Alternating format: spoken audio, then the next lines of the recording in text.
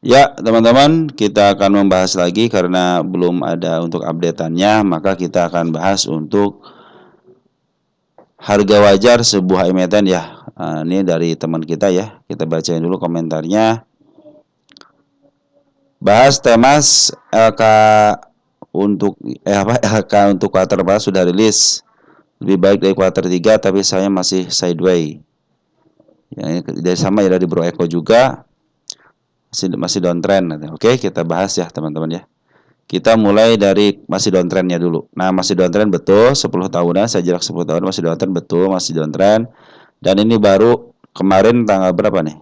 Tanggal 12 Agustus baru keluar daripada harga tengahnya, teman. Artinya ini sudah memasuki kawasan murah antara harga tengah sama harga murah, bukan harga tengah harga mahal, tapi harga murah harga tengah, teman. Artinya kecenderungan ke bawahnya ada, iya, dan sekarang dalam posisi murah. Kenapa downtrend?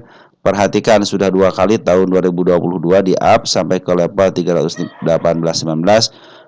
Tahun 2002 juga sama, 2023 sampai ke 332, tahun 2023 sama. Artinya ini cenderung di up waktu kemarin tahun kemarin yang lalu, tahun-tahun yang lalu lah teman-teman ya. Sekarang harga PR ratio-nya, maaf, PR ratio di angka 12.61.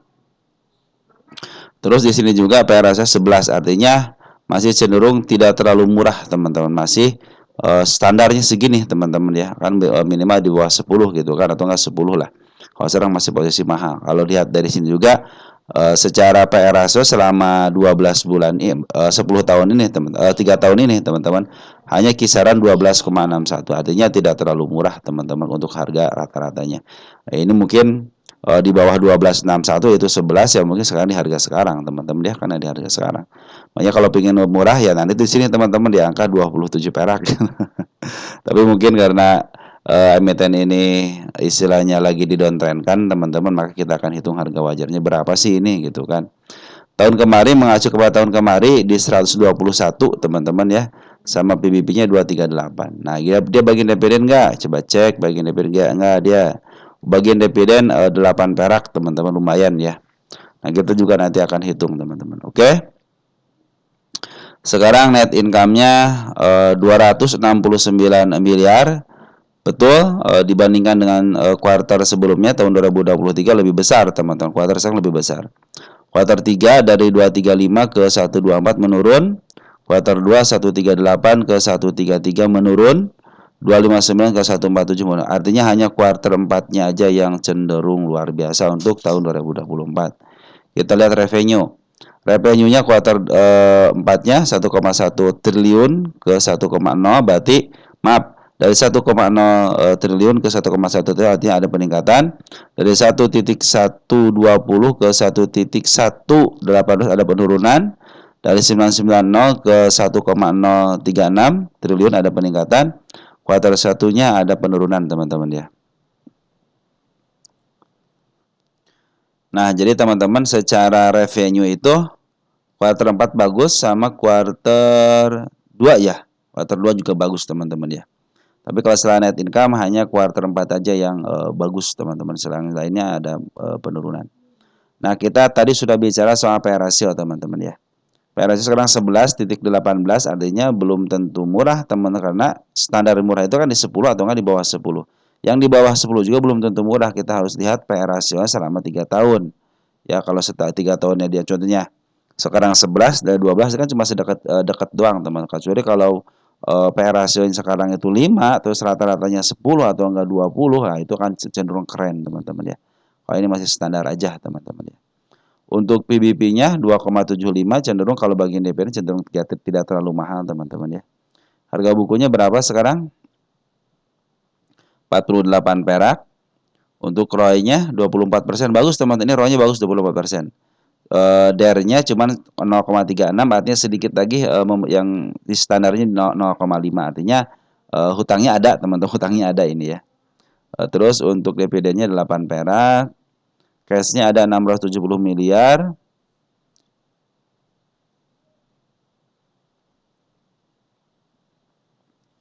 Nah, untuk DER-nya maaf, hutangnya sekitar 988 miliar, tapi total equity-nya 2,7, artinya masih 0,36, masih cenderung baik-baik aja sih teman-teman ya. Yang penting jangan lebih daripada 1 aja teman-teman untuk DR-nya. Oke, teman-teman, kita akan hitung langsung ya untuk berapa sih harga wajarnya. Kita butuh yang namanya EPS dulu teman-teman. EPS 1180 ya, TTM kuartal 4 nih, 1180. 1180 dikalikan dengan PR rasio selama 3 tahun 12,61 teman-teman. 12,61 ya. Kita enter dan hasilnya 148. Kemarin 121. Artinya secara PR rasio ada peningkatan teman sekitar 20 poinan, 27 poin ya, lumayan teman-teman. Berarti di sini si Temas ini mengalami yang namanya harga wajar naik teman-teman. Artinya secara valuasi bagus teman-teman. Berarti kan si pendapatannya cenderung bertambah teman-teman ya. Kita akan hitung satu lagi berdasarkan rumus PBB ya. Harga wajarnya, harga bukunya 4808 48.08 ya. Dikalikan dengan PBB rata-rata selama 3 tahun berapa? 5.33. Ya kan 5.33 kali 5.33 teman-teman. Kita kalau nggak percaya ini kita hapus sudah. 5.33. 5.33. Nah, ini adalah PBB rata-rata selama 3 tahun. Kalau teman-teman hitung sendiri di sini PBB sekitar berapa? Sekarang itu di angka 275. Artinya masih ada kesempatan di 2 kali lagi teman-teman ya. Di 256. Jadi lebih mahal teman-teman ya. Bukan lebih mahal, lebih tinggi lah, lebih tinggi. Nah, sekalian kita akan hitung berapa sih berapa sih nanti kisaran dividennya ya, walaupun 8 perak tapi lumayan lah teman-teman ya.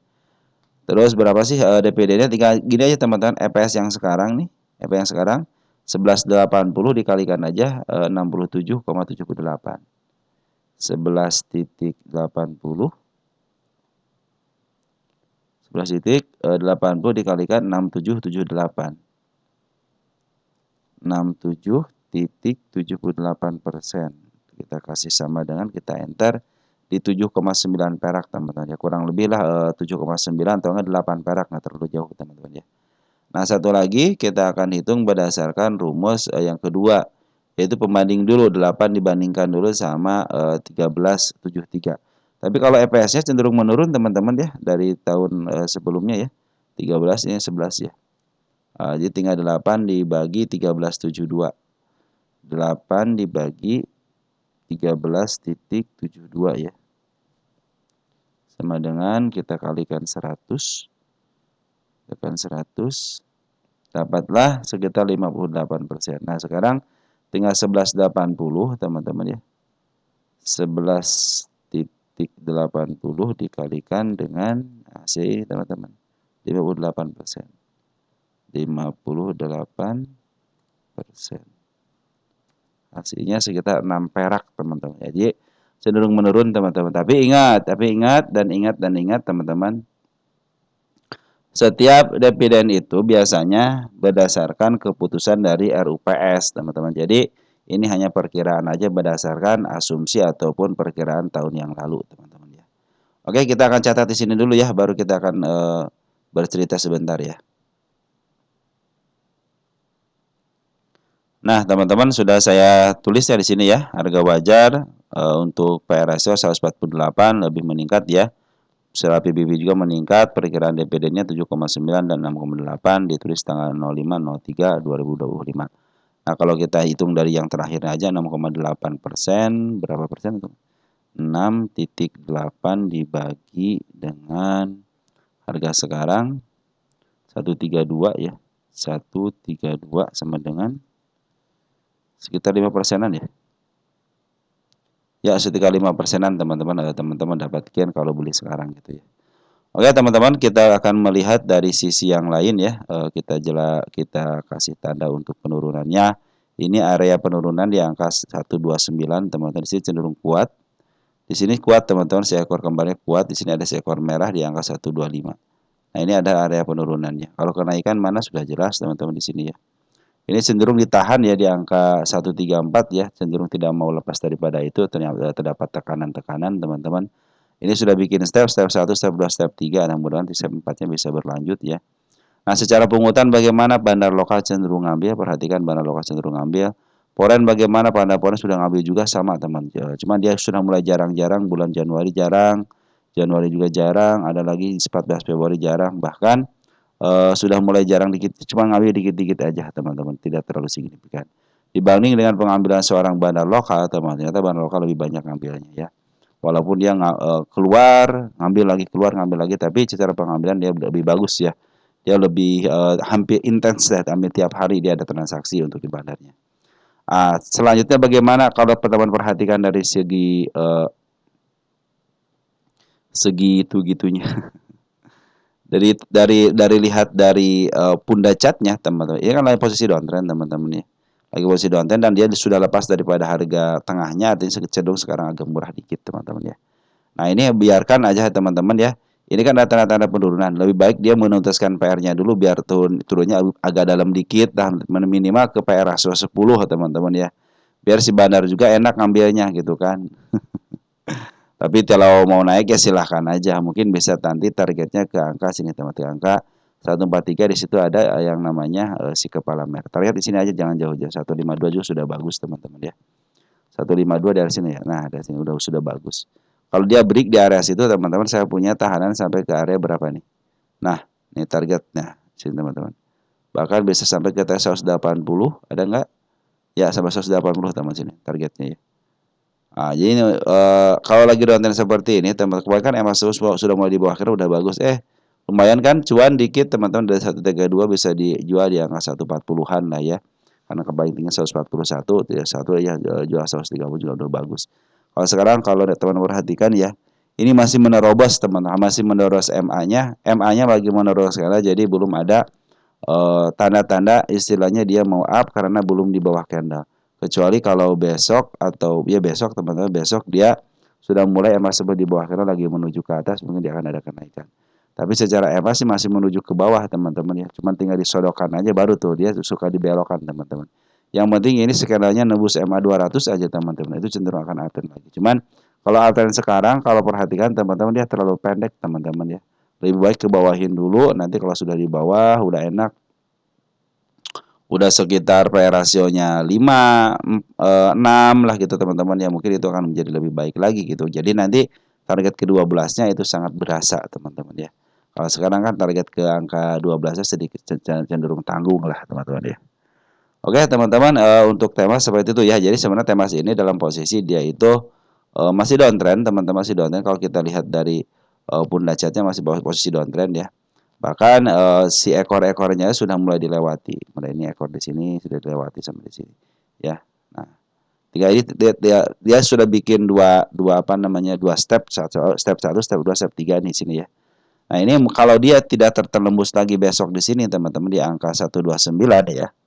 Walaupun ini PR yang harus dikunjungin ya, cenderung baik. Contohnya dia bisa break teman-teman ke angka 143 contohnya gitu. Terus dia cenderung tidak keluar ataupun tidak memenuhi syarat ke 129 atau tidak menyentuh 129, cenderung di angka 135 aja. Itu cenderung sudah mau melakukan uptrend teman-teman. Apalagi sudah terlewati si target ini dalam 143. Maka kita akan tulis sini targetnya. Ya. Di target kenaikannya di sini teman-teman. Jadi kalau sudah nyampe target ini, mudah-mudahan sih bisa menjadi uptrend teman-teman. Maka saya bilang targetnya di sini. Nah, kalau tanda-tanda kenaikannya aja mah banyak teman-teman gitu ya. Yang penting targetnya untuk kenaikannya. Tetap teman-teman walaupun istilahnya secara PR rasio harga wajar di 148, tapi dia masih punya PR di 118 teman-teman, itu ada PR dia di 100 juga masih punya PR, di 80 juga punya PR, di 62 juga punya PR teman-teman. Artinya masih banyak yang harus dikerjakan sama dia. Tetapi mudah-mudahan setiap ada kenaikan ataupun dia tidak sanggup menembus harga tertinggi sebelumnya, mudah-mudahan dia dinaikannya itu lebih enak lah teman-teman. Mungkin di sini tidak kuat sekarang nih, sedang didowntrendkan, mungkin bisa ke angka 118. Mungkin nanti nikmatin aja kenaikan sementara, bisa kalau apa nanti setelah di sini teman-teman, kita harus ada konfirmasi dulu gitu kan. Makanya kalau nanti turun lagi mungkin bisa ke level 118. Itu sudah downtrend kembali. Kalau sudah downtrend bisa ke 100 teman. Tapi kalau 100 sudah posisi um, belum terlalu murah juga gitu 100 ya di sini. Kalau pengen murah ya atasnya di 54 teman itu mungkin sudah murah teman-teman ya. Nah, seperti itu teman-teman ya. Mudah-mudahan dengan perhitungan harga wajar teman-teman bisa melakukan average nanti di harga berapa. Saran saya kalau sekarang lagi masih posisi bingung, kenapa bingungnya? Soalnya CMA masih menerobos si candle teman-teman. Belum ada konfirmasi nanti CMA di atas ataupun di bawah candle ya. Saran saya ketika dia sudah mulai di bawah candle itu akan menjadi uptrend. Manfaatin aja kenaikan sementara apabila tidak kuat di angka 144 teman-teman ya. 144 tidak kuat udah lepasin aja dulu gitu kan. Karena ada kecenderungan turun kembali. Soalnya kalau sudah melewati 1444 atau langsung ke target ke 145 cenderung dia akan uptrend teman-teman ya. Mudah-mudahan seperti itu ya. Dan dari pungutan bandar lokal sudah akumulasi sudah baik, teman-teman perhatikan ya bandar lokal akumulasi sudah baik, poren juga sudah akumulasi sudah mulai baik, smart money juga sudah mulai ada harusnya secara syarat sih minimal ya ke target sini bisa lah 144 atau melebihi ke angka 152 minimal harus ke situ teman-teman karena secara syarat si smart money juga sudah ada, bandar lokal sudah ada, poren juga sudah ada. Nunggu apa lagi gitu teman? Nunggu korban kayaknya. Nunggu korban nanti yang beli di atas. Ingat teman-teman kadang-kadang kalau seperti ini ya kadang-kadang suka wah ini mau naik mau enggak. Makanya nanti ikutin aja EMA 10-nya. Kalau EMA 10 sudah mulai di bawah candle, manfaatin itu teman-teman. Dan manfaatin shadow-nya ya. Udah kalau udah dapat segitu, ya kasus sampai ke sini, ke bagian di sini udah syukurin apa yang didapat. Syukurin apa yang didapat. Harus bersyukur dengan apa yang diterima teman-teman ya. Oke teman-teman mungkin seperti itu aja yang bisa saya sampaikan untuk teman-teman terutama untuk saham Temas. Sekian dan terima kasih. Salam teruntuk keluarga di rumah dan ciao.